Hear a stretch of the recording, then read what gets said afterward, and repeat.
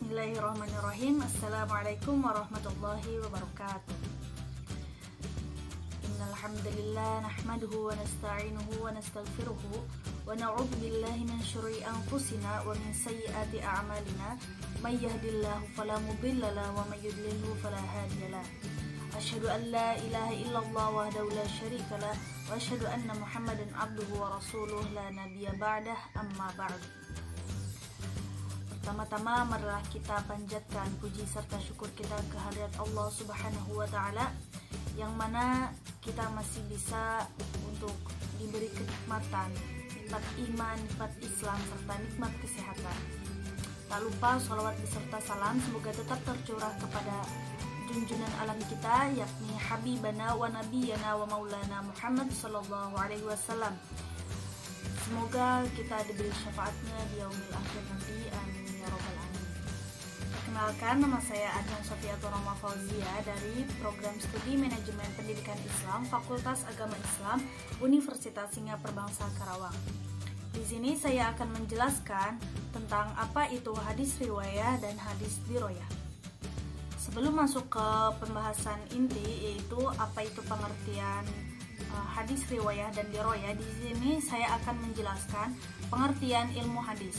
Pengertian ilmu hadis sendiri yaitu al-qawaidu al-mu'arifatu bihalir rawi wal marwi, yaitu kaidah-kaidah yang mengetahui tentang keadaan perawi dan yang diriwayatkan. Apa itu perawi? Perawi adalah orang yang membawa, juga orang yang menerima dan yang menyampaikan kepada orang lain atau yang disebut dengan sanad. Lalu apa itu marwi? Marwi yaitu isi berita yang disampaikan atau yang disebut dengan matan.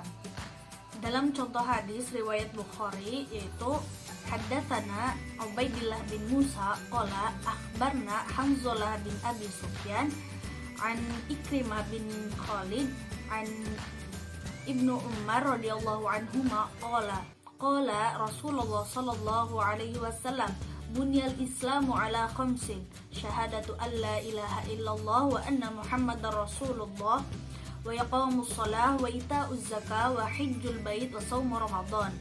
Nah, dari hadis tersebut pada deretan haddatsana Ubaidillah bin Musa sampai kepada qala Rasulullah sallallahu alaihi wasallam, itu yang dinamakan dengan sanad. Dapat diurutkan yaitu sanad yang pertama dari Ubaidillah bin Musa sebagai sanad pertama, dan sanad kedua yaitu dari Hanzalah bin Abi Sufyan, dan sanad ketiga dari Ikrimah bin Khalid, dan sanad akhir atau akhir sanad dari Ibnu Umar radhiyallahu anhu.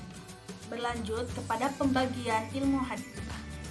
Yang pertama itu ilmu hadis riwayah. Apa sih itu hadis riwayah? Yaitu ilmu yang mempelajari segala perkataan Nabi, perbuatan Nabi, juga periwayatannya. Objek dari hadis riwayah sendiri yaitu Nabi Muhammad SAW. Maka apabila membaca suatu hadis yang berbunyi haddatsa Rasulullah SAW atau sami'tu Rasulullah SAW, itu termasuk kepada hadis riwayah, karena dari perawinya itu mendengar langsung dari sumbernya, mendengar langsung dari Nabi Muhammad SAW. Selanjutnya yaitu pembagian ilmu hadis diroyah. Apa itu ilmu hadis diroyah? Yaitu ilmu yang mempelajari tentang hakikat periwayatan. Apa itu hakikat periwayatan? Yaitu memindahkan berita dan menyandarkan kepada orang yang membawa berita. Lalu syarat-syaratnya, metode perawi ketika menerima periwayatan hadis. Lalu macam-macamnya, apakah periwayatannya itu terputus atau bersambung. Apabila terputus berarti hadisnya dhaif, apabila bersambung berarti hadisnya sahih.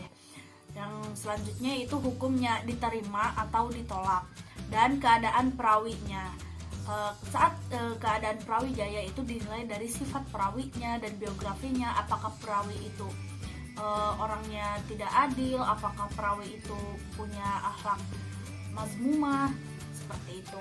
Lalu macam-macam periwayatannya, yaitu bentuk pembukuannya, juga hal-hal yang berkaitan dengan periwayatan, yaitu istilah-istilah hadis, istilah-istilah yang dipakai dalam ahli hadis dalam penelitiannya. Objek penelitian dari hadis diroyah ini yaitu sanad dan matannya. Adanya ilmu hadis riwayah tidak terlepas dari ilmu hadis diroyah. Selanjutnya yaitu perkembangan ilmu hadis riwayah dan diroyah. Yang pertama itu pada masa Nabi. Pada masa Nabi, ilmu hadis riwayah dilarang untuk ditulis karena takut tercampur dengan Al-Quran. Yang kedua, larangan dan kebolehan untuk ditulis itu bersifat kondisional. Yang ketiga, para sahabat mempunyai catatan khusus untuk hadis. Pada periode Nabi, hadis diroyah mempunyai dasar-dasar ilmu hadis. Juga terdapat dalam Al-Quran surat Al-Hujurat ayat 6 dan surat Al-Baqarah ayat 282. Yang kedua yaitu periode sahabat. Pada masa ini hadis riwayah disebut dengan masa pembatasan, yaitu dengan mensyaratkan saksi dan sumpah bagi orang yang menyampaikan hadis akibat maraknya hadis palsu. Dan pada hadis diroyah ini timbul secara lisan, juga harus disertai saksi dan sumpah beserta sanad ketika menyampaikan hadis. Selanjutnya periode tabi'in. Pada periode tabi'in ini, hadis riwayah ditulis dan dibukukan atas perintah Khalifah Umar bin Abdul Aziz. Lalu ulama Ibnu Syihab Az-Zuhri melakukannya. Dan model hadis pada masa ini yaitu Muwatta, Musannaf, dan Musnad. Hadis pada masa ini juga masih bercampur dengan perkataan dan fatwa dari para sahabat. Pada periode ini, hadis diroyah timbul secara tertulis, tetapi belum terpisah dengan ilmu-ilmu lain. Penulisan ilmu ini masih bergabung dengan ilmu fiqh dan usul fiqh, seperti dalam kitab Al-Um dan Ar-Risalah karya Imam Syafi'i. Selanjutnya periode tabi'in.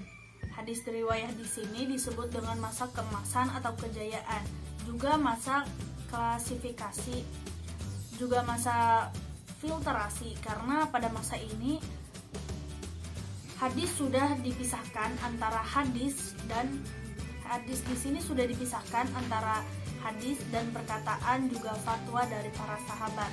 Juga sudah dipisahkan antara hadis sahih dan hadis dhaif, dan pada masa ini pula muncul kutubus sita. Model kitab pada masa ini juga sudah berbentuk jam'i. Lalu pada hadis diroyah ini sudah terpisah dengan ilmu-ilmu lain tetapi belum menyatu. Periode yang terakhir yaitu periode setelah tabi'in. Hadis riwayah di sini penulisannya sudah lebih sistematik dan hadis diroyah berdiri sendiri sebagai ilmu hadis. Mungkin cukup sekian yang bisa saya sampaikan. Kurang lebihnya mohon maaf dan mohon dimaklumi. Billahi taufiq wal hidayah. Assalamualaikum warahmatullahi wabarakatuh.